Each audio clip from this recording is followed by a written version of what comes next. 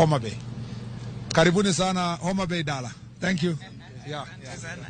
Asante sana Waziri. We are very, very excited today because as somebody said, today we are landing. We are not arriving in Homa Bay. Today we are landing in Homa Bay, and it's a real excitement. And I think this is big for us and our neighboring counties as well, who have all joined us in this journey. The counties of Migori, Kisii, Nyamira, and ourselves, who will find this journey to Homa Bay very, very useful. We have received overwhelming feedback from the public, who are saying that, you know, going to Homa Bay has never been easy. As you know, if you fly out to Kisumu, you have to drive for nearly 2 hours to get to Homa Bay. So that is saved time, but also in terms of employment to our people and just the economic activity around Homa Bay. Let me thank the Minister very much for agreeing to join us to Homa Bay, and for the very kind words it said about Homa Bay. Homa Bay is truly beautiful. Actually, 80% of Kenya's Lake Victoria is in Homa Bay, and soon Homa Bay will become the city that it's meant to be, and the tourism paradise that it's meant to be. I thank KAA for the work that they're doing in Homa Bay, but I'd like to really thank Renegade for taking this bold step to fly into Homa Bay. I know it's been a difficult decision to make, but I can assure them, and I want to call on everybody, that let's make this route the success that it's meant to be. And they've said that if there's traffic, they will increase it from the 3 days to 7 days. So let me thank the MPs from Homa Bay, represented here by Dr. Lilian Gogo, MP for Rangwe. They are all with us, the chair of the Transport Committee in the National Assembly, Honorable GK. We are very, very happy. The PS is here. We have the Assembly, County Assembly leadership led by the Majority Leader. So we are very, very excited that we are going to land. Coming back to Kijaluo. Yes, because he currently live on. We are watch kama joturwa.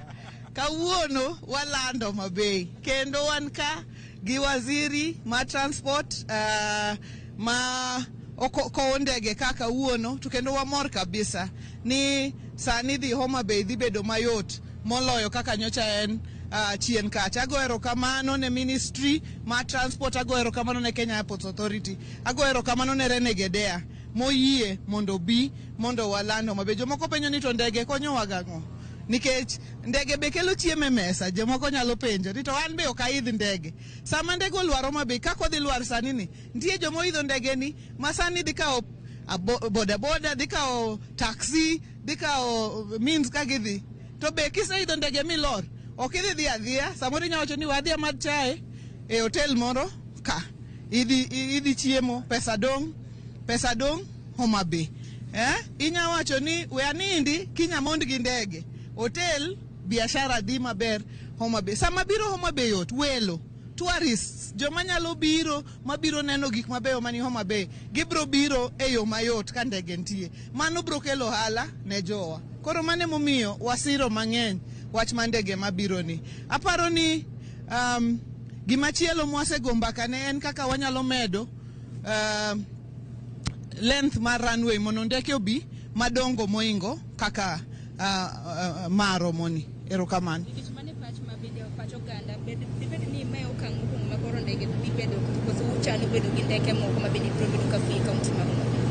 Koro kadipo ni ndege ni odhi maber, ing'eni ma en ohala, ok en gima county timo, en gima private sector timo. Ka ndege ni odhi maber, ibo yudo kama moko be timo nade be biro. To gima duong' moloyo en mbaka mwasego gi waziri, wasego mbaka gi ke mondo waneni be runway nyalo bedo extended mondo ndeke kata mamoko madongo moingo ma wan goni obi Homa Bay.